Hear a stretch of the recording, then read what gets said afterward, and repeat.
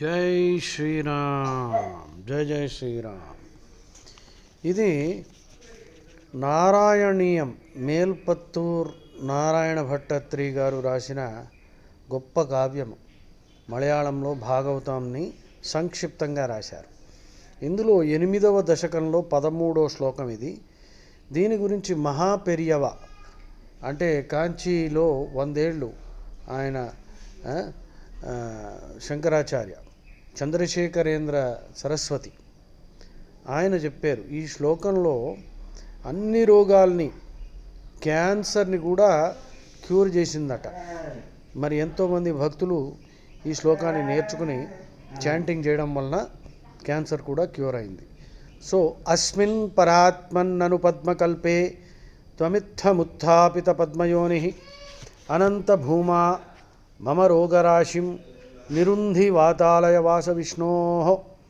అస్మిన్ పరాత్మన్నను పద్మకల్పే త్వమిత్తముత్థాపిత పద్మయోని అనంత భూమా మమ రోగరాశిం నిరుంధి వాతాలయ వాస విష్ణో.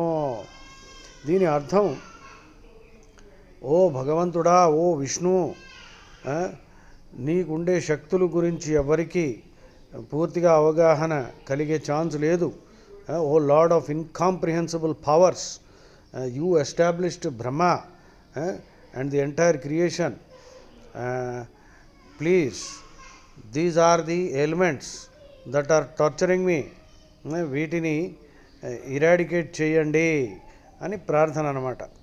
అస్మిన్ పరాత్మన్నను పద్మకల్పే త్వమిత్తముత్థాపిత పద్మయోని అనంత భూమా మమ రోగరాశిం నిరుంధి వాతాలయ వాస విష్ణో. ఇది నేర్చుకోండి, చాలా ఈజీ.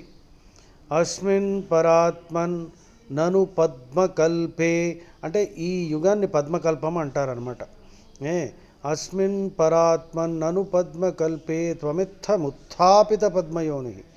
మీరే, ఓ విష్ణు, ఓ కృష్ణ, నువ్వే కదా బ్రహ్మదేవుణ్ణి కూడా సృష్టించావు.